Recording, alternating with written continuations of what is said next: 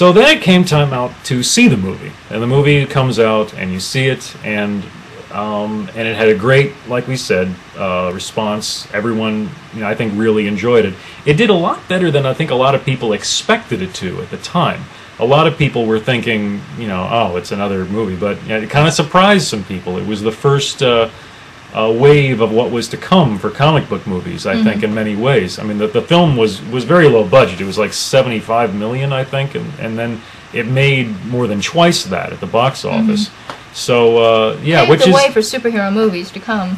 And like I said, for as short as it is, and for as low budget as it is for a superhero movie, that's really not bad to do as well as it did. And it was really kind of helped get things going again, and it's one of the things that helped it's one of the stepping stones that helped put our faith in Bryan Singer at the time, where we were like, oh yeah, he gets it, it was especially people had that much more respect for them when they heard that he said, he didn't know anything about the X-Men universe going into it, but not only that, but he grew to like it, and he said, I thought if someone were treating my beloved Creation, universe or whatever, something that I was a fan of at the time, I would want it to be treated with as much respect as possible if it was me. So he put himself in the fan's position with this, which I think everyone really respected.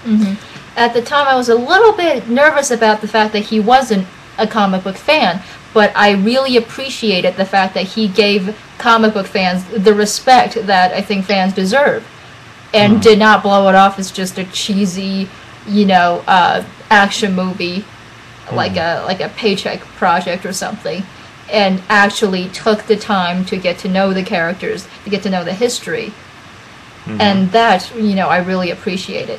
I liked the movie. I had a lot of fun, and for the budget that I had, I was happy to see that it doesn't look cheesy. The characters, the makeup was good enough that it, like characters like Mystique really stood out to me, and they really tried to make them like 3D flesh and blood versions of the way they look in the comics, but in a realistic way, so that you buy that these are mutants, that these people actually look like that. It doesn't look fake or plasticky, at least not to me, not at the time at least.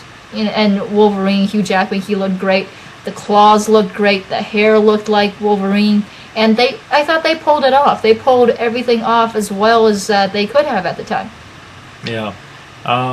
Yeah, I mean, there's some great moments all around in the movie, I think, and fun ones. But at the end of it, you still kind of feel like, but as much as you like the movie, there's still, I think, kind of a lingering feeling like, okay, now I'm ready for stuff to really happen. Yeah, it's like now that we got that over with, now that we got the first movie done, let's see the action. Let's see what everyone can really do. Yeah. So while the movie did as well as it did, I mean, it really, I think, took something like Spider-Man's success to really make Fox think twice and maybe give Bryan Singer a bit more of a budget. I think he was already working on X2 when it had its success, so I think maybe it helped him out.